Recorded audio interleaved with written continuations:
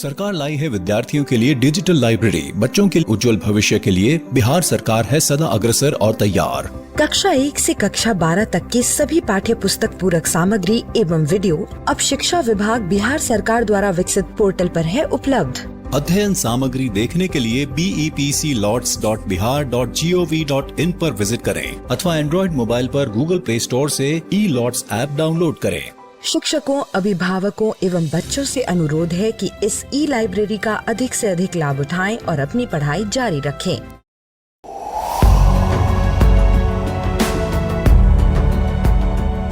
छठी से 10वीं कक्षा के विद्यार्थी ध्यान से सुने। खास आपके लिए हैं इंस्पायर अवार्ड्स मानक। DST और NIF द्वारा हर साल हो रहे इंस्पायर अवार्ड्स मानक के पहले राष्ट्रीय पुरस्कार विजेता हैं। विजेता आप भी हो सकते हैं, इसलिए किसी भी क्षेत्र में साइंस और टेक्नोलॉजी पर आधारित अपने इनोवेटिव आइडियाज के साथ तैयार हो जाइए। जानते हैं ना, आप में से 1 लाख स्टूडेंट्स को 10-10 हजार रुपए मिलेंगे अपने आइडियाज को प्रोटोटाइप बनाने के लिए। उसके बाद दुनिया सराहेगी आपका हुनर जब पहुंचेगा आपका आइडिया लोगों तक प्रोडक्ट के रूप में। तो अपने ओरिजिनल इनोवेटिव आइडियाज को स्कूल में जमा करें। बेस्ट आइडियाज आगे बढ़ाए जाएंगे ऑफिशियल वेबसाइट पर, और हाँ, जल्दी आज ही जमा करें। So good luck with inspire awards मानक।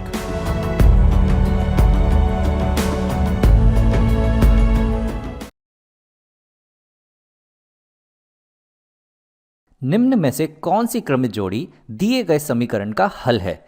तो हमें यहाँ एक समीकरण दिया गया है 4x ऋण 1 बराबर 3y धन 5, और यहाँ पे हमें 2 क्रमित जोड़ियाँ दी गई हैं, 3 और 2 और 2 और 3, और हमसे पूछा गया है कि इनमें से कौन सी क्रमित जोड़ी इस समीकरण का हल है। ये पहली वाली या दूसरी वाली या दोनों के दोनों या कोई भी नहीं। तो मैं तुम्हें याद दिला दूं कि जब हमें क्रमित जोड़ी दी जाती है तो इसमें ये जो पहली संख्या होती है ये दर्शाती है x निर्देशांक को, और ये जो दूसरी संख्या होती है ये दर्शाती है y निर्देशांक को।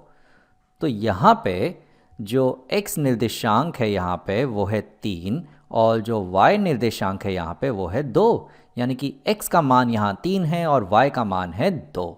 तो अब अगर ये क्रमित जोड़ी इस समीकरण का हल है तो ये x और y निर्देशांक यानी कि 3 और 2 इस समीकरण को संतुष्ट करेंगे। तो यहाँ पे इस समीकरण में मैं x की जगह डाल देता हूँ 3 और y की जगह डाल देता हूँ 2, और देखता हूँ क्या ये समीकरण हमें बराबर मिल रहा है या नहीं।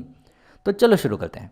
तो हमारा समीकरण है 4x, x की जगह हम रखेंगे यहाँ पे 3 और ऋण 1, और ये बराबर होना चाहिए 3y, और y की जगह हम रखेंगे यहाँ पे 2, और यहाँ पे हमारे पास धन 5।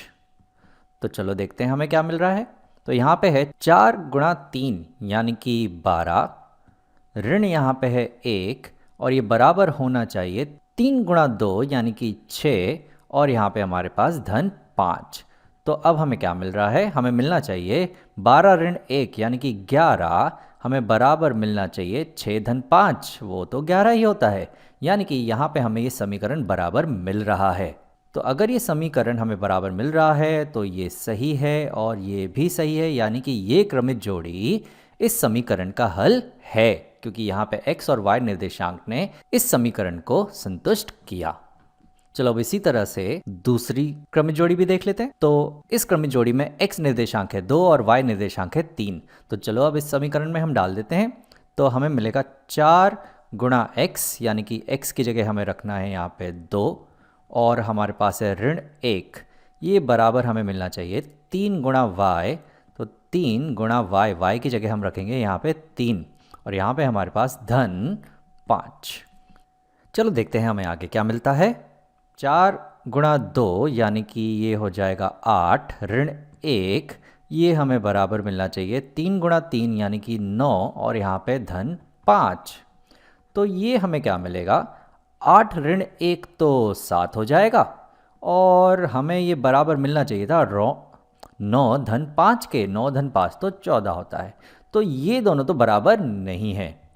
तो अगर ये बराबर नहीं है तो ये बराबर नहीं है और ये भी बराबर नहीं है, यानी कि ये क्रमित जोड़ी इस समीकरण को संतुष्ट नहीं करती, यानी ये इसका हल नहीं है। हमें यहाँ एक रैखिक समीकरण दिया गया है जो है ऋण 3x धन 7y बराबर 5x धन 2y के। और इस रैखिक समीकरण के लिए हमें यहाँ निम्नलिखित निर्देशांक पता करने हैं। तो यहाँ पर हमें बिंदु A दिया गया है जिसका y निर्देशांक हमें पता करना है, और बिंदु B दिया गया है जिसका x निर्देशांक हमें पता करना है, और साथ ही साथ हमें रेखा AB आलेखित करनी है। तो चलो सबसे पहले ये निर्देशांक हम यहाँ पता कर लेते हैं। तो उसके लिए मैं ज़रा यहाँ जगह बना लेता हूँ। तो चलो हम यहाँ पे शुरू करते हैं। तो अब सबसे पहले बिंदु A लेते हैं, और बिंदु A का y निर्देशांक निकालने के लिए हम इस समीकरण में बिंदु A का x निर्देशांक जो है ऋण 5 वो यहाँ डाल देते हैं x की जगह। तो चलो यहाँ पर हमें इस समीकरण में x की जगह डालना है ऋण 5, तो हमें y निर्देशांक मिल जाएगा बिंदु A का। तो चलो शुरू करते हैं। तो यहाँ पर हमारे पास है ऋण 3 गुणा x की जगह हमें डालना है ऋण 5 धन यहाँ पर है हमारे पास 7y बराबर 5 गुणा x की जगह डालेंगे ऋण 5, तो ये आएगा हमारे पास 5 गुणा ऋण 5 धन यहाँ पर है हमारे पास 2y। तो ऋण 3 गुणा ऋण 5 ये हमें यहाँ मिल जाएगा 15 धन 7y ये बराबर होगा ऋण 25 धन 2y के। अब यहाँ पर मैं दोनों तरफ 15 से घटा देता हूं, तो यहाँ 15 गायब हो जाएगा और यहाँ आ जाएगा ऋण 25 ऋण 15 यानी कि ऋण 40, और 2y से भी घटा देता हूं तो 2y यहाँ से चला जाएगा और यहाँ आ जाएगा 7y ऋण 2y यानी कि 5y। तो हमें मिलेगा 5y बराबर होगा ऋण 40 के। तो y का मान निकालने के लिए अब हम यहाँ पे दोनों तरफ 5 से विभाजित कर देते हैं। तो y का मान हमें मिल जाएगा, तो y का मान हमें मिलेगा ऋण 40 बटा 5 यानी कि ऋण 8। तो हमें y का मान पता चल चुका है, वो है ऋण 8। तो बिंदु A यहाँ पर हमें मिल चुका है। अब चलो इसी तरह से हम यहाँ बिंदु B भी निकाल लेते हैं। तो बिंदु B निकालने के लिए यहाँ y की जगह हम डाल देंगे 8, तो हमें x मिल जाएगा। तो चलो इसी समीकरण में ये वाला जो हमारा समीकरण है यह है ऋण 3x धन 7y, y की जगह हमें डालना है 8, ये बराबर है 5x धन 2y के, और y की जगह हमें डालना है 8। तो अब हमें क्या मिल रहा है, हमें यहाँ मिल रहा है ऋण 3x धन 8 गुणा 7 ये हो जाएंगे 56 बराबर यहाँ हमारे पास आएगा 5x धन 16। अब यहाँ पर मैं दोनों तरफ 16 से घटा देता हूं, तो यहाँ 16 चला जाएगा और यहाँ 56 ऋण 16 आ जाएगा 40, और 3x यहाँ दोनों तरफ जोड़ देता हूं तो यहाँ 3x चला जाएगा और यहाँ आ जाएगा 5x धन 3x यानी कि 8x। तो हमें मिलेगा यहाँ पर 40 बराबर होगा 8x के। तो अब अगर दोनों तरफ 8 से विभाजित कर दें तो हमें x का मान मिल जाएगा। तो x का मान यहाँ हमें मिलेगा 40 बटा 8 यानी कि 5। तो यहाँ पर हमें x का मान x निर्देशांक मिल चुका है, वो है 5। तो बिंदु B भी हमें पता चल गया। तो ये निर्देशांक हमने यहाँ निकाल लिए हैं, और अब चलो ये दोनों बिंदु यहाँ स्थापित करके हम a b आलेखित कर देते हैं। तो यहाँ पे मैं अपना निर्देशांक पद्धति वापस ले आता हूँ। तो ये है हमारी निर्देशांक पद्धति, और यहाँ पर हमारे पास बिंदु A है, बिंदु A है ऋण 5 और ऋण 8। तो यहाँ पर ये है हमारा मूल बिंदु, तो ये है ऋण 1, हमें x निर्देशांक ऋण 5 चाहिए, यानी बाई तरफ हमें 5 स्थान जाना है। तो ये है ऋण 1, ऋण 2, ऋण 3, ऋण 4 और ये है ऋण 5, और यहाँ से हमें y निर्देशांक है ऋण 8 यानी कि 8 स्थान नीचे जाना है। तो यहाँ पे 1 2 3 4 5 6 7 8। तो ये होगा हमारा बिंदु, ये है हमारा बिंदु A जो है ऋण 5 और ऋण 8। तो यहाँ पर हमने बिंदु A स्थापित कर दिया। अब चलो बिंदु B भी स्थापित कर लेते हैं जो है 5 और 8। तो मूल बिंदु से शुरू करते हुए 5 स्थान दाई तरफ 1 2 3 4 5, और y निर्देशांक है 8 यानी 8 स्थान ऊपर। तो 1 2 3 4 5 6 7 8। तो ये रहेगा हमारा बिंदु, ये है हमारा बिंदु B जो है 5 और 8। तो अब चलो यहाँ पर हम रेखा AB बना लेते हैं। तो यहाँ पर मैं बिंदु A और B को जोड़कर ये रेखा बना लेता हूँ और ये हो गई हमारी रेखा AB। तो इस तरह से हमने बिंदु A और B निकाले और रेखा AB बना ली। अब बिंदु A और B हमने कैसे निकाले थे? बिंदु A और B हमने कुछ इस प्रकार से निकाले थे, पर हम चाहते तो इस समीकरण को पहले ही थोड़ा हल कर देते तो हमें थोड़ी आसानी होती। तो मैं एक और तरीका यहाँ बता देता हूँ तुम्हें। तो हमारे पास जो समीकरण था वो मैं ज़रा यहाँ फिर से लिख लेता हूँ। तो हमारा जो समीकरण था वो था ऋण 3x धन 7y बराबर 5x धन 2y। तो अब यहाँ x और y निर्देशांक डालने की जगह मैं ज़रा इसे ही हल कर लेता हूँ। तो यहाँ अगर मैं दोनों तरफ 3x जोड़ दूँ तो यहाँ 3x चला जाएगा और यहाँ आ जाएगा 5x धन 3x यानी कि 8x। तो यहाँ मैं लिखता हूँ ये होगा 7y बराबर 8x धन 2y। और अब अगर मैं दोनों तरफ 2y घटा दूं तो यहाँ 2y चला जाएगा और यहाँ आएगा 7y ऋण 2y यानी कि 5y। तो यहाँ हमें मिलेगा 5y बराबर 8x। तो अब अगर तुम देखो तो हम यहाँ कह सकते हैं कि y निकालने के लिए हम दोनों तरफ अगर 5 से विभाजित कर दे तो हमें मिलेगा 8/5 गुणा x। तो यहाँ पर देखो जब हम x ऋण 5 डालेंगे तो ऋण 5 और 5 यहाँ पे कट जाएंगे, हमें मिलेगा ऋण 1। तो 8 गुणा ऋण 1 हमें मिल जाएगा ऋण 8। और उसी तरह से अगर हमें x निकालना है तो दोनों तरफ हम 8 से विभाजित कर देंगे तो हमें x जो है वो मिल जाएगा, हमें x मिल जाएगा 5/8 गुणा y। तो यहां देखो जब हम y जो है यहाँ पे 8 डालेंगे तो 8 और 8 कट जाएंगे और हमें सीधा x मिल जाएगा जो होगा 5। तो इस तरह से हम यहाँ पर इस समीकरण को थोड़ा हल कर कर x और y थोड़ी आसानी से निकाल सकते थे। तो तुम किसी भी तरह से करो उससे कोई फर्क नहीं पड़ता, बस मैंने तुम्हें अलग अलग तरीके बता दिए इस प्रश्न को हल करने के। रेखिक समीकरण 5x धन 2y बराबर 20 का आलेख बनाएं। तो यहां पर हमें इस समीकरण का एक आलेख बनाना है इस आलेख चित्र पर। और हम जानते हैं कि रेखिक समीकरण का जो आलेख होता है वो एक सीधी रेखा होती है इस निर्देशांक पद्धति पर, जहां पर उसके ऊपर आने वाले सारे बिंदु के जो निर्देशांक होते हैं x और y निर्देशांक वो इस समीकरण को संतुष्ट करते हैं। तो बस हमें उनमें से कुछ बिंदु निकालना है और उनके x और y निर्देशांक के हिसाब से उन बिंदु को यहाँ स्थापित कर कर ये हमें रेखा बनानी होगी। तो कुछ बिंदु निकालने के लिए यहाँ पर मैं कुछ x निर्देशांक यहाँ पर डाल दूंगा जिसके हिसाब से मुझे y निर्देशांक मिल जाएगा। पर वो शुरू करने के पहले जरा इस रेखिक समीकरण को थोड़ा हल कर लेते हैं y के लिए। तो यहाँ समीकरण हमें दिया गया है 5x धन 2y बराबर है 20 के। तो अब मैं दोनों तरफ 5x से घटा लेता हूं तो यहाँ मुझे मिल जाएगा 2y बराबर होगा 20 ऋण 5x के। और अब अगर मैं दोनों तरफ 2 से विभाजित कर दूं तो मुझे क्या मिलेगा? तो मुझे मिलेगा यहाँ पर y बराबर होगा 20 ऋण 5x और हर में हमारे पास होगा यहाँ पर 2।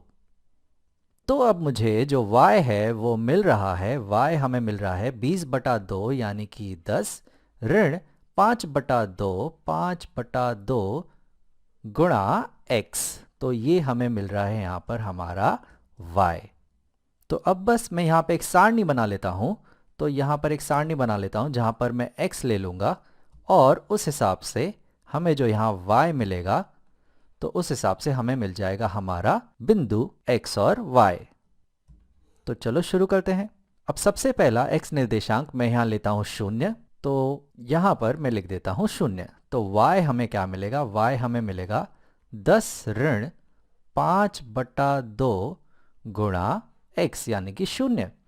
तो ये तो 0 हो जाएगा और 10 ऋण 0 बचेगा हमारे पास 10। तो हमें हमारा जो पहला बिंदु मिल रहा है वो है 0 और 10। तो हमारा पहला जो बिंदु है वो है 0 और 10। तो यहाँ पर x निर्देशांक 0 है और y निर्देशांक है 10। तो यहाँ पर मैं दर्शा देता हूँ कि यहाँ पर यह है हमारा x निर्देशांक और यह है हमारा y निर्देशांक।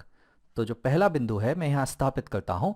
x निर्देशांक है 0 तो हम यहाँ से शुरू करेंगे और y निर्देशांक है 10 तो हम 10 ऊपर जाएंगे। तो यहाँ पर 1 2 3 4 5 6 7 8 9 10 तो यहाँ पर हम पहुँचे।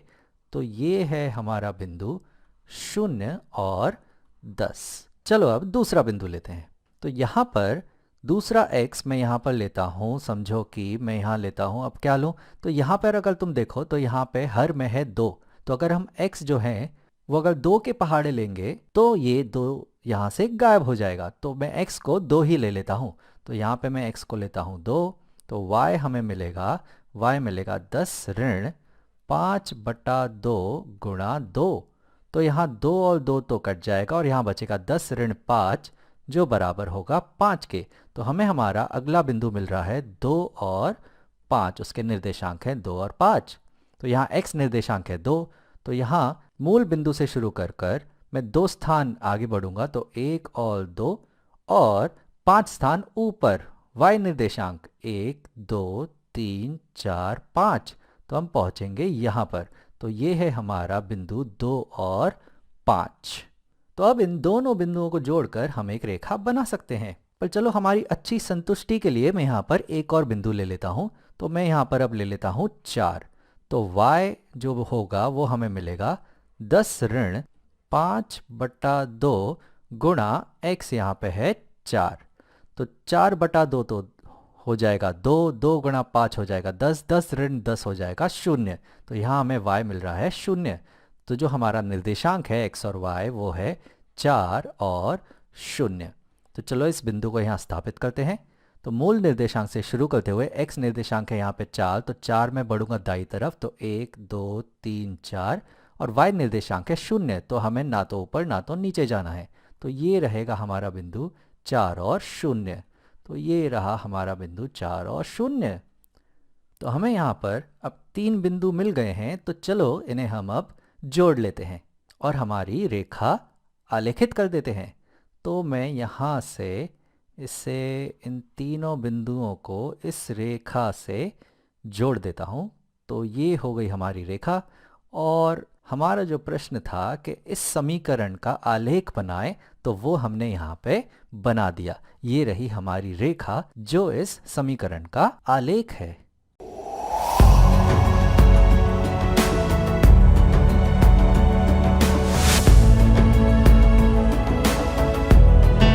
नमस्कार। आप शिक्षकों द्वारा दी गई अच्छी शिक्षा से आज लाखों विद्यार्थी इनोवेशंस कर रहे हैं। उन सभी को इंस्पायर अवार्ड्स मानक में हिस्सा लेने प्रोत्साहित कीजिए। करना है इतना कि आपके विद्यालय के 6ठी से 10वीं कक्षा के छात्र और छात्राएं साइंस और टेक्नोलॉजी पर आधारित अपने इनोवेटिव आइडियाज आपके पास जमा करें ताकि वो DST और NIF द्वारा आयोजित इंस्पायर अवार्ड्स मानक प्रतियोगिता में हिस्सा ले सकें। 1 लाख छात्रों को 10-10 हजार रुपए मिलेंगे अपने आइडियाज को प्रोटोटाइप्स बनाने के लिए। फिर छात्र डिस्ट्रिक्ट, स्टेट और नेशनल लेवल पर अपने इनोवेशंस को दिखाएंगे। फिर प्राइजेस और सम्मान पाएंगे। तो आज ही अपने स्टूडेंट्स को हिस्सा दिलवाएं इंस्पायर अवार्ड्स मानक में।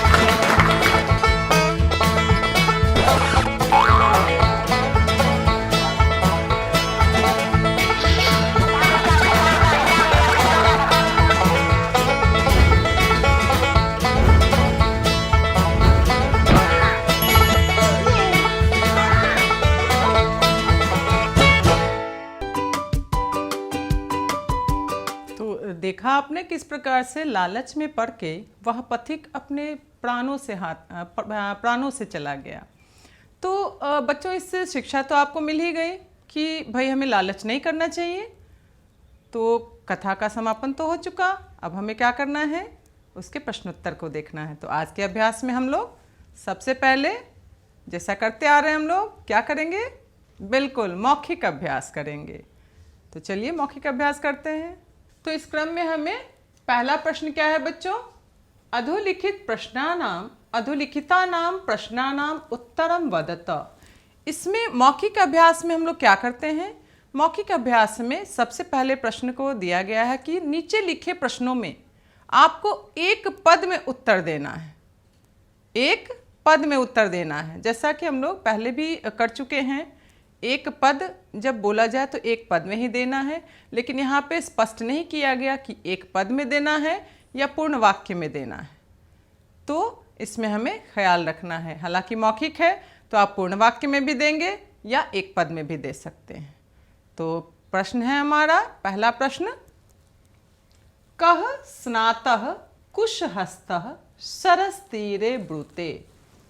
कः स्नातः कुशहस्तः सरस्तीरे ब्रूते। कौन था वो जो सरोवर के किनारे, तालाब के किनारे स्नान करके हाथों में कुश लिए हुए बोल रहा था? कौन था वो? बिल्कुल, वो था बूढ़ा बाघ, वृद्धः व्याघ्रः। तो उत्तर हमारा क्या हुआ, वृद्धः व्याघ्रः। अगर इसे हम पूर्ण वाक्य में लिखेंगे तो पूर्ण वाक्य में बोलेंगे तो क्या होगा, वृद्धः व्याघ्रः स्नातः कुशहस्तः सरस्तीरे ब्रूते। पूर्ण वाक्य में भी उत्तर हो गया और एक पद में भी उत्तर हो गया। तो इस प्रकार से इसके बाकी के प्रश्न जो शेष रह गए हैं उनके उत्तर कौन करने वाले हैं? जी बिल्कुल, वो आप करने वाले हैं। और हम लोग इस क्रम को आगे बढ़ाते हुए बढ़ेंगे प्रश्न संख्या 2 की तरफ। वयम् अस्माभिः किं करणीयः पश्यन्तु। इस प्रश्न में हमें क्या करना है? प्रश्न है उदाहरणम अनुसृत्य उत्तरम वदत। उदाहरण के अनुसार आपको उदाहरण का अनुसरण करते हुए उत्तर बोलना है ना। तो उदाहरण इसमें दिया हुआ है, क्या है उदाहरण? स्ना धन कत्वा इति पदम किमस्ति स्नात्वा। धातु है स्ना, प्रत्यय है कत्वा और पद का निर्माण हुआ स्नात्वा। तो इसी प्रकार हमें प्रश्न का उत्तर भी देना है। तो हमारा पद बना हुआ है यहाँ पठित्वा। अब पठित्वा का आपको बताना है प्रकृति प्रत्यय क्या होगा। बिल्कुल, इसमें आपको ध्यान में आ रहा है ना कौन सा धातु है इसमें? बिल्कुल, इसमें है पठ धातु। तो पठ अर्थात पढ़ना, पठ धातु से कत्वा प्रत्यय और बन गया पठित्वा। तो इस प्रकार इस पद का निर्माण हुआ और शेष जो बने हुए पद हैं उनको भी आपको प्रकृति प्रत्यय उसमें भी बताना है। तो शेष आपको स्वयं करना है। और इस क्रम में हम फिर आगे बढ़ते हैं प्रश्न संख्या 3 की ओर। अस्मिन् प्रश्ने अपि उदाहरणम अनुसृत्य उत्तरम वदत। इस प्रश्न में भी आपको उदाहरण का अनुसरण करते हुए उत्तर बोलना है। तो उदाहरण दिया हुआ है, आप भी ध्यान से देखिए क्या है उदाहरण। उदाहरण है, इसमें आपको 5 पद बनाने हैं जिसमें उदाहरण दिया हुआ है। धातु है, धातु के साथ प्रत्यय है और एक नए पद का निर्माण हो रहा है। तो धातु है हमारा दा धातु, दा अर्थात देना। और इसमें जब तव्यत प्रत्यय लगा दिया तो पद बन गया हमारा दातव्यम, देना चाहिए, देने योग्य है। इस प्रकार से इसका अर्थ निकलता है। और इसी प्रकार आप तव्यत प्रत्यय का इस्तेमाल करके अन्य पदों का भी निर्माण करते हैं। और इस क्रम में हमारा पहला प्रश्न है श्रु। श्रु धातु से आपको तव्यत प्रत्यय का प्रयोग करते हुए इसके साथ प्रयोग किया हमने और पद बन गया हमारा श्रोतव्यम, सुनने योग्य है, सुनना चाहिए आपको। क्या सुनना चाहिए भाई? तो वेद सुनने चाहिए, उनका वाचन सुनना चाहिए। तो इस प्रश्न में भी हमें क्या करना है, बड़े ही ध्यान से देखने की ज़रूरत है आपको। इसमें भी एक उदाहरण दिया है और उसके बाद आपको 5 पद वैसे बनाने हैं जैसे प्रश्न में दिया हुआ है। तो उदाहरण देख लें। क्या है उदाहरण? उदाहरण है दा धातु है, उसके साथ तव्यत प्रत्यय हमने जोड़ा और पद बन गया दातव्यम, देने योग्य। क्या देने योग्य? दान देने योग्य होता है। किसे दान देना चाहिए ये भी पता है ना, हमने पाठ में पढ़ा है ना, दान किसे देना है। बिल्कुल। तो यहाँ हमारा पद क्या बन रहा है? दातव्यम। और इस प्रकार से यहाँ हमने दा धातु के साथ तव्यत प्रत्यय जोड़ा। आप अन्य धातुओं के साथ भी तव्यत प्रत्यय जोड़कर नए नए पद का निर्माण कर सकते हैं। और प्रश्न है हमारा पहला, श्रु धातु के साथ हमें तव्यत प्रत्यय का इस्तेमाल करना है और पद क्या बना? श्रोतव्यम, सुनने योग्य। श्रु धातु के साथ जब हमने तव्यत प्रत्यय को जोड़ा तो रूप हमारा क्या बना? श्रोतव्यम। और इसी प्रकार से अन्य धातुओं के साथ भी तव्यत प्रत्यय को जोड़कर उनके नए रूप आप बना सकते हैं, नए पदों का निर्माण कर सकते हैं। जैसे दा धातु के साथ हमने जोड़ा तो क्या बन गया? दातव्यम बना। गम के साथ जब तव्यत प्रत्यय जोड़ेंगे तो क्या बनेगा? गंतव्यम। और इस प्रकार से इस खंड में जो प्रश्न दिए हैं बाकी के उनके उत्तर बिल्कुल आप बहुत समझदार हो गए, तो उनके उत्तर आप स्वयं करने वाले हैं। और हम लोग बढ़ रहे हैं प्रश्न संख्या 4 की ओर। तो बच्चों, मौखिक अभ्यास के क्रम में हम प्रश्न संख्या 4 की ओर आ पहुँचे और इसमें क्या करना है हमें, देखिए ध्यान से। उदाहरणम अनुसृत्य अधोलिखितेषु पदेषु प्रकृतिम प्रत्ययम च वदत। इसमें भी आपको उदाहरण दिया है और उसके अनुसार आपको नीचे लिखे हुए पदों के प्रकृति और प्रत्यय को बताना है। तो उदाहरण क्या है? उदाहरण देखिए, धातु है मृ और प्रत्यय अक्त। अक्त प्रत्यय पता है ना, अक्त और अक्तवतु बताया था मैंने। बिल्कुल, भूतकाल के लिए इसका इस्तेमाल होता है। तो मृ धातु से अक्त प्रत्यय जब हमने जोड़ा तो पद बन गया मृतः। मृ अर्थात मरना, और अक्त प्रत्यय जब जुड़ा तो पद बन गया मृतः अर्थात मरा हुआ। और इस प्रकार से आपका प्रश्न है, पहला प्रश्न है गतः। गतः का आपको प्रकृति प्रत्यय बताना है। प्रकृति प्रत्यय बताने का तात्पर्य यह है कि उसमें आपको बताना है कि धातु क्या है और प्रत्यय कौन सा इस्तेमाल किया गया है। तो गतः जैसा कि सुन के ही लग रहा है, बहुत बार हम लोगों ने बनाया भी है, गत्वा बनाया है, गंतव्यम बनाया है। तो इस प्रकार से इसमें भी आपको स्पष्ट हो रहा है ना कौन सा धातु है। बिल्कुल, इसमें गम धातु है और गम धातु के साथ हमने कौन प्रत्यय लगाया? अक्त प्रत्यय, और रूप बन गया गतः। और इस प्रकार से हमें अन्य धातुओं के साथ अक्त प्रत्यय लगाकर जो दिए हुए रूप हैं उन्हें बनाना है। जैसे अगर हमने इसे कर दिया, अगर इसे हमने पठ के साथ जब हमने अक्त जोड़ा तो बन गया रूप, क्या बना उसका? नया पद बना। कौन सा बना नया पद? पठितः, पढ़ा हुआ, है ना। तो इस प्रकार से इसके शेष जो बच गए प्रश्न उनको आपको स्वयं बताना है कि उसके प्रकृति प्रत्यय क्या होंगे, कौन सा धातु कौन सा प्रत्यय इस्तेमाल किया है। तो शेष प्रश्न कौन करने वाले हैं? जे। तो इस क्रम को यहाँ पे मैं समाप्त करूँगी और आगे बढ़ूँगी लिखित अभ्यास की ओर। और लिखित अभ्यासों में जितने भी प्रश्न हैं सबका मैं एक एक हल बताती हूँ, जैसा कि पूर्व से करती आ रही हूँ मैं आपके साथ। तो एक एक हल आपको बताती हूँ और शेष आपको स्वयं करने होते हैं, ठीक है ना। तो चलिए बढ़ते हैं लिखित अभ्यास की ओर। तो लिखित अभ्यास में हम लोग पहुँच चुके हैं और पहला प्रश्न है हमारा, देखिए, अधोलिखिता नाम प्रश्नानाम एक पदेन उत्तरम लिखत। यहाँ स्पष्ट दिया कि एक पद में उत्तर लिखना है, लेकिन हमारे मौखिक में नहीं स्पष्ट था ना, वहाँ प्रश्न का उत्तर देना था, तो हमने एक पद या एक वाक्य में बोल दिया। लेकिन यहाँ एक पद में ही उत्तर लिखना है। और प्रश्न है, वृद्ध व्याघ्रः कुत्र ब्रूते। वृद्ध व्याघ्रः कुत्र ब्रूते। बूढ़ा बाघ कहाँ बोल रहा था? एकदम ध्यान में आ गया ना, कहाँ बोल रहा था? बिल्कुल, कहाँ बोल रहा था वो? सरस तीरे। तो उत्तर हमारा क्या हुआ? सरस तीरे। वृद्ध व्याघ्र सरस तीरे ब्रूते। लेकिन उत्तर हमें एक पद में देना है, तो हमारा क्या होगा उत्तर? सरस तीरे। और इसके बाकी के जो प्रश्न हैं उनके उत्तर जी आप स्वयं लिखेंगे। ये आपके लिए बच्चों, ये आपके लिए गृह कार्य के रूप में मैं देती हूँ, जिसे आप बड़े ही अच्छे से आप उत्तर कर सकते हैं, क्योंकि आप तो पारंगत हो गए ना अब तो जी। तो इस प्रश्न के शेष उत्तर आप स्वयं लिखने वाले हैं। और हम लोग बढ़ रहे हैं प्रश्न संख्या 2 की ओर। इस प्रश्न में हमें क्या करना है बच्चों? ध्यान देने योग्य है। देखिए क्या करना है। अधोलिखितानां प्रश्नानां पूर्णवाक्येन उत्तरम लिखत।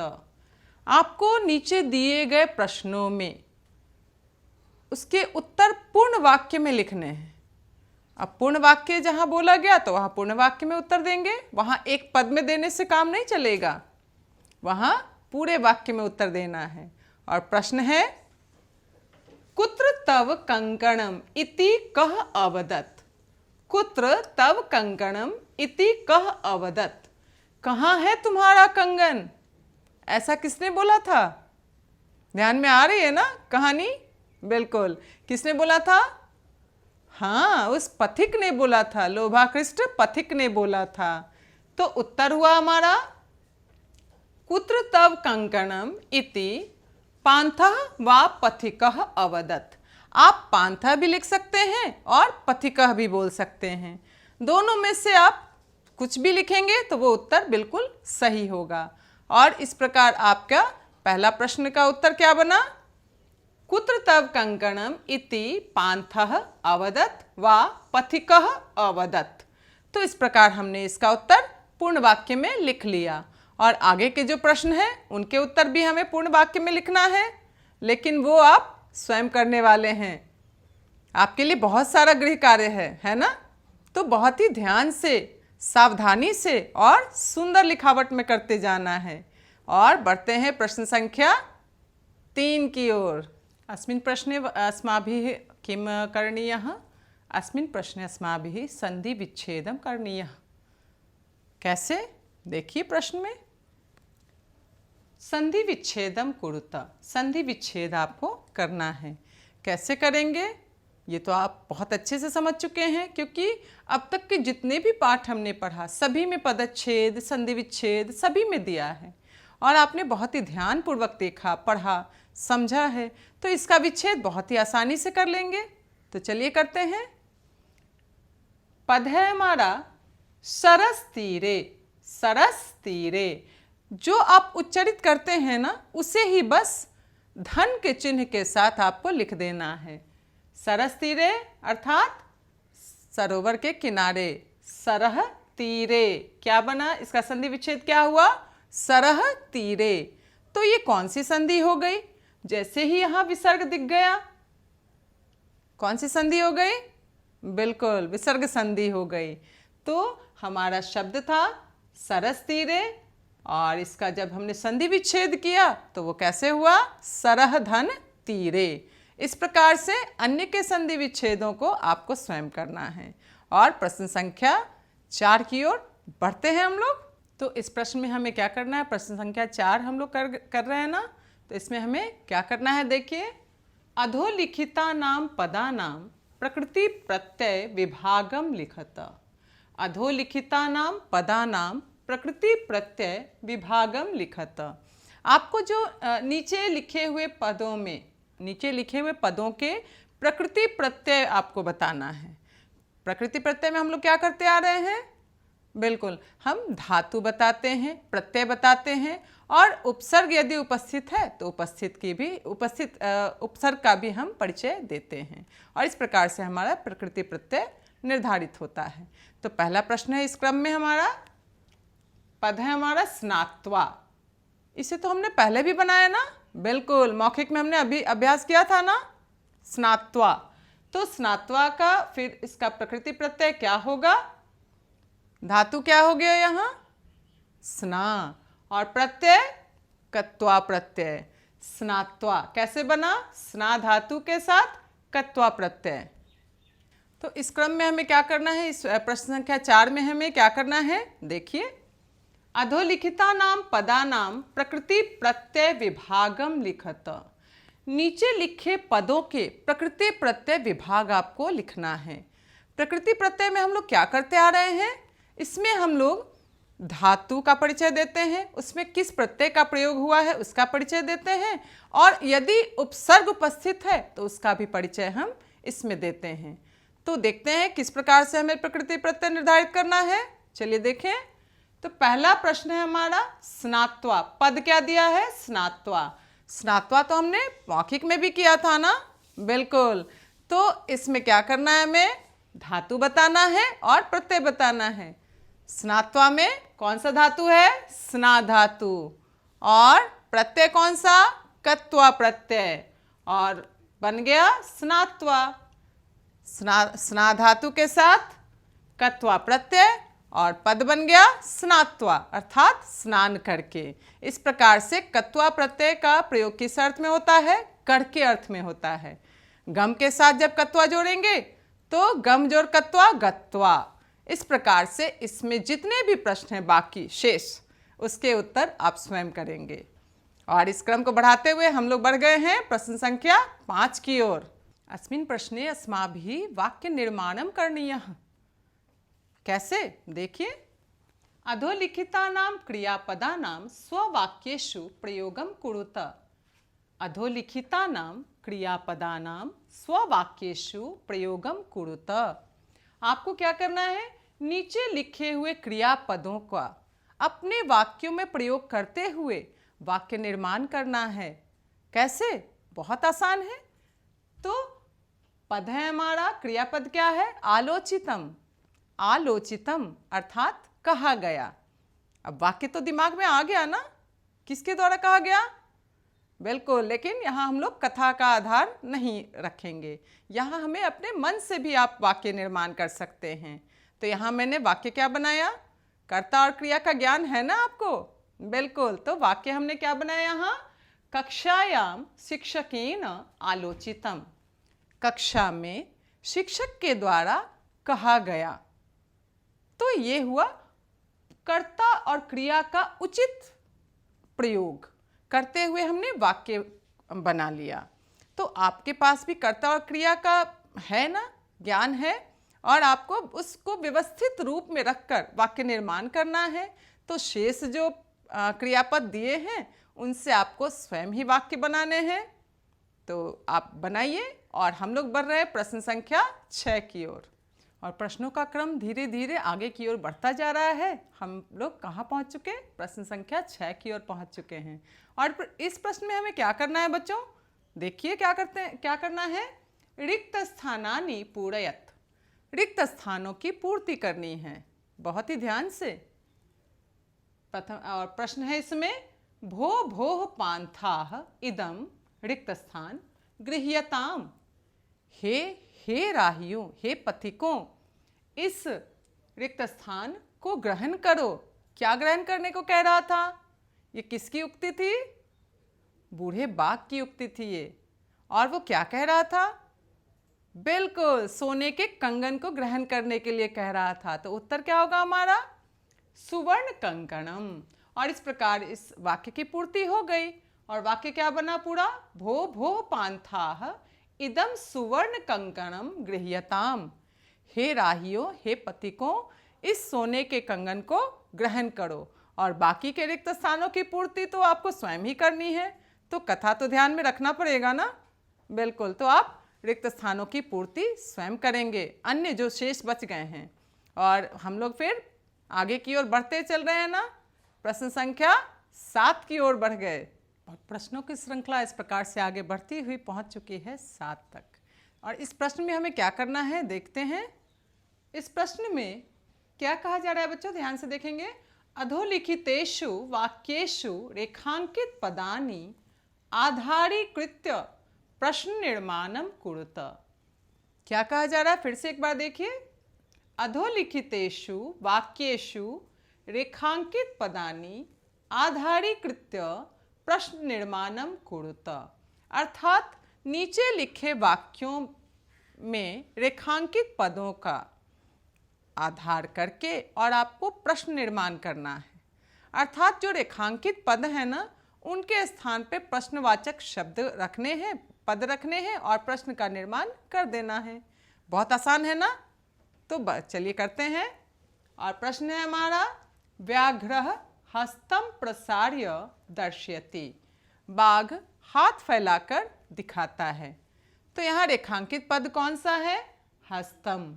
और इसी के स्थान पे हमें प्रश्न सूचक पद का इस्तेमाल करना है। तो हमारा क्या बनेगा प्रश्न? व्याघ्रः किम प्रसार्य दर्शयति। बाघ क्या फैलाकर दिखाता है। जैसा कि वाक्य है ना, व्याघ्रः हस्तम प्रसार्य दर्शयति। तो आपके दिमाग में भी ये प्रश्न उठ रहा है ना, अगर जब इसे प्रश्नवाचक में बदलेंगे तो क्या हो सकता है प्रश्न? बाघ क्या फैलाकर दिखाता है। तो क्या उत्तर होगा? हस्तम। तो यहाँ पे प्रश्न सूचक पद कहाँ पे देना है? हस्तम के स्थान पे देना है। और प्रश्न हमारा बन गया, व्याघ्रः किम प्रसार्य दर्शयति। और अंतिम में प्रश्नवाचक चिन्ह देना अनिवार्य है, एकदम अनिवार्य रूप से इस चिन्ह को देना है, तभी तो पता चलेगा कि हमने प्रश्न निर्माण किया। अन्यथा अगर आप वहाँ पूर्ण विराम दे देंगे तो वहाँ आपके अंक कटने की संभावना है। लेकिन हमें तो पूरा ध्यान रखना है, प्रश्न निर्माण करना है, तो अंत में हमें प्रश्नवाचक चिन्ह भी देना है। तो इन चीज़ों का आपको ख्याल रखना है। और इस प्रकार हमने इस प्रश्न के लिए हमने क्या किया? प्रश्न बनाया उत्तर के रूप में, है ना। और आगे के प्रश्न निर्माण आप स्वयं से करने की कोशिश करेंगे। और चलते हैं अगले और अंतिम प्रश्न की ओर, प्रश्न संख्या 8। और प्रश्नों की श्रृंखला में हम लोग इस क्रम को आगे बढ़ाते हुए प्रश्न संख्या 8 की ओर पहुंच चुके हैं, जो कि हमारा अंतिम पड़ाव भी है। तो देखिए इस प्रश्न में क्या करना है। इस प्रश्न में हमें क्या करना है बच्चों, ध्यान से देखेंगे। रेखांकित पदेषु प्रयुक्ताम विभक्तिम लिखत। रेखांकित पदेषु प्रयुक्ताम विभक्तिम लिखत। आपको रेखांकित पदों में प्रयुक्त विभक्ति को लिखना है। कौन सी विभक्ति है? मैंने बार बार बोला है ना कि विभक्तियों का ख्याल रखना है, वचन का ख्याल रखना है। तो यहाँ आपको उसी विभक्ति को लिखना है। और वाक्य है हमारा, तदत्र सरसी स्नात्वा सुवर्ण कंकणम गृहाण। तदत्र सरसी स्नात्वा सुवर्ण कंकणम गृहाण। और यहाँ रेखांकित पद क्या है? सरसी। रेखांकित पद क्या है यहाँ? सरसी। तो आपको विभक्ति बताना है किसकी? सरसी की विभक्ति बताना है। और सरसी की विभक्ति क्या होगी? सप्तमी विभक्ति होगी। तो उत्तर क्या होगा हमारा? सरसी किस विभक्ति में है? सप्तमी विभक्ति में है। और वचन अगर पूछा जाए तो वचन क्या होगा, इसका भी ख्याल रखना है ना। वचन होगा एक वचन, है ना। तो इस प्रकार से हमने सभी प्रश्नों के हल किए। और इस प्रश्न का शेष भाग कौन करने वाला है? आप स्वयं करने वाले हैं। तो इस प्रकार से हमने इसके सभी प्रश्नोत्तर को किया, मौखिक भी किया, लिखित भी किया। और आगे फिर अगर इससे संबंधित अन्य भी प्रश्न आते हैं तो उसके भी उत्तर आप बहुत ही आसानी से लिख सकते हैं। वस्तुनिष्ठ प्रश्न जैसा कि हर पाठ में मैं देती हूँ, तो उसके उत्तर भी आप बहुत ही आसानी से कर लेंगे। और इस क्रम को आगे बढ़ाते हुए पाठ का अंत कैसे होता है? योग्यता विस्तार से। तो योग्यता का विस्तार कर लेते हैं। चलिए, भवन्तः तु सर्वे जानन्ति यत् योग्यतायाः विस्तारस्य महत्त्वं किमस्ति, किमर्थं दत्तम् अस्ति पाठेन सह, अयं किमर्थं दत्तम् अस्ति, पाठ के साथ यह क्यों दिया गया है, ये तो आपको पता ही है क्यों दिया गया है। आपके अंदर दक्षता लाने की कोशिश की गई है कि आप अन्य इतर इससे अगर कोई भी प्रश्न या कुछ भी निबंधात्मक हो या संक्षेप में ही कुछ लिखना हो इससे संबंधित, तो आपके अंदर इतनी क्षमता का विकास हो जाना चाहिए कि आप उससे संबंधित आप लिख सकें। तो इसलिए इस योग्यता विस्तार को देने का उद्देश्य है। तो इस पाठ में भी योग्यता का विस्तार दिया गया है। तर्हि योग्यतायाः विस्तारः अस्ति एषः पाठः लोभस्य दुष्परिणामं प्रदर्शति। यह पाठ जो है वह लोभ के दुष्परिणाम को दिखाता है। तथा शिक्षयति यत् लोभः पापस्य कारणम अस्ति, और यह शिक्षा देता है, सिखलाता है कि लोभ क्या होता है, वह पाप का कारण होता है। जिस प्रकार से लोभ में आकर वह पथिक अपने प्राण गंवा बैठा, उस प्रकार आपको लोभ नहीं करना चाहिए। लोभ का हमेशा परित्याग करना चाहिए। आपके पास जो है उसमें भी संतुष्ट होना चाहिए, क्योंकि आगे बताया ना इसने, लोभ क्या होता है, पाप का कारण होता है। आपके अंदर लोभ आएगा, लोभ उत्पन्न होगा ना, तो उसकी पूर्ति के लिए आप क्या करेंगे, गलत रास्तों को अपनाएंगे। इसलिए लोभ मन में आने ही नहीं देना चाहिए, इसका सर्वथा त्याग करना चाहिए। और आगे क्या कहा, हितोपदेशे पंचतंत्रे च एतादृश्य अनेकाः कथाः सन्ति। हितोपदेश और पंचतंत्र में इस प्रकार की बहुत सारी कहानियां हैं, कथाएं हैं, जिसमें आपको विभिन्न रूपों में शिक्षा देने का कार्य किया जाता है। यत्र पशु पक्षी मनुष्यानां लोभ विषयाः रोचकतया निरूपिताः सन्ति। और जहाँ की पशु पक्षियों के द्वारा, पशु पक्षियों और मनुष्यों से संबंधित लोभ विषयक कथाएं रोचकतापूर्ण ढंग से निरूपित की जाती हैं। हितोपदेश का तो आधार ही पशु पक्षी हैं, उसके माध्यम से ही आपको तरह तरह की शिक्षाएं दी जाती हैं। और पंचतंत्र में भी क्रमशः यही होता है। और आगे फिर है, तासाम कथानाम श्रवणेन आनंदानुभूतिस्तु भवति एव व्यवहारिकम ज्ञानम अपि वर्धते। और उन कथाओं के श्रवण के द्वारा आपको आनंद की अनुभूति तो होती ही है, और साथ ही साथ क्या होता है, आपके अंदर व्यवहारिक ज्ञान भी बढ़ता है। आप इन चीज़ों से शिक्षा लेते हैं कि हाँ, हमें कैसा व्यवहार करना चाहिए और किस प्रकार आप जीवन में आगे बढ़ सकते हैं। तो इन कथाओं का उद्देश्य है, उद्देश्यपूर्ण कथाएं होती हैं ये। और आगे फिर क्या है, आगे आपके लिए प्रोजेक्ट वर्क जिसे आप कहते हैं, क्रियानुशीलन, अर्थात आपके लिए करने योग्य आपको क्या चीज़ें करनी हैं। तो देखिए क्या करनी है आपको। और क्रियानुशीलन में आपको क्या करना है, आपको कुछ कार्य दिए जा रहे हैं, उनको आपको करना है, जिसे आप प्रोजेक्ट वर्क कहते हैं। अन्य विषयों में आप करते होंगे ना प्रोजेक्ट वर्क, तो इसमें भी आपके लिए प्रोजेक्ट वर्क है। क्या है वो, पहला देखिए क्या है, हितोपदेशस्य पंचतंत्रस्य च कथानां संग्रहं कृत्वा तत्र निरूपितस्य लोभस्य दुष्परिणामस्य पृष्ठभूमि रेखांकनीया। अर्थात आपको हितोपदेश और पंचतंत्र के कथाओं का संग्रह करके और उसमें जो लोभ के दुष्परिणाम का निरूपण हुआ है उसकी पृष्ठभूमि को रेखांकित करना है। अर्थात क्या करना है आपको, चित्र के माध्यम से उसका रेखांकन करना है। और अगला क्या कहा, सिंहस्य चरित्रम अद्यापि अस्माकं समाजे तथैव विराजते। और सिंह का जैसा चरित्र था इस कथा में, उस चरित्र के लोग आज भी हमारे समाज में विराजमान हैं, जो आपको लालच देकर, थोड़े का लालच देकर आपको कहीं गर्त में ले जाते हैं। तो इस प्रकार के लोग आज भी इस समाज में विराजमान हैं। आपको क्या करना है, आपको बचना है इनसे। आगे फिर क्या कहा, शोषकानां वंचकानां च चरित्रम सिंहस्य चरित्रेण सह तोलनीयम अस्ति। और जो शोषक हैं, जो शोषण करते हैं, वंचक अर्थात जो ठग हैं, उनके चरित्र को और सिंह के चरित्र के साथ इनकी तुलना करनी है, क्योंकि दोनों का चरित्र लगभग समान ही होता है। जो सिंह का चरित्र था वही आज के शोषकों का और वंचकों का चरित्र होता है।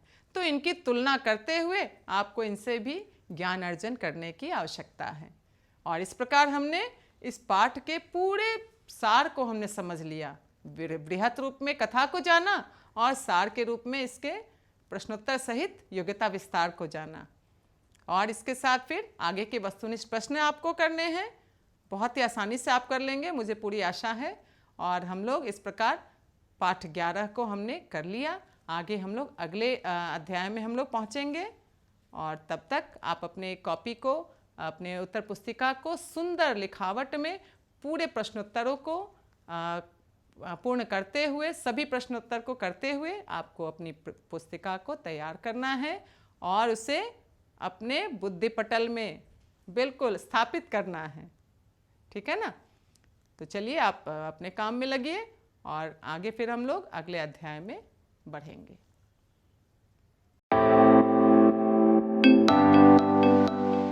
नए आइडियाज और इनोवेशन को आगे बढ़ाने का दुनिया का सबसे बड़ा मंच है इंस्पायर अवार्ड्स मानक, जहां कक्षा 6 से 10 तक के छात्र साइंस और टेक्नोलॉजी से संबंधित अपने आइडियाज और इनोवेशन को देश दुनिया तक पहुंचाने का मौका पा सकते हैं। स्कूल के माध्यम से जल्द अपने आइडिया को इंस्पायर अवार्ड मानक के वेब पोर्टल पर जमा करवाएं और अपने इनोवेटिव यात्रा की शुरुआत करें। ये करेगा आपके सपनों को साकार और एक नए नवसर्जक भारत का निर्माण। इंस्पायर अवार्ड्स मानक, इंस्पायरिंग इनोवेटर्स ऑफ टुमारो। ज्यादा जानकारी के लिए www.inspireawards-bst.gov.in पर जाएं।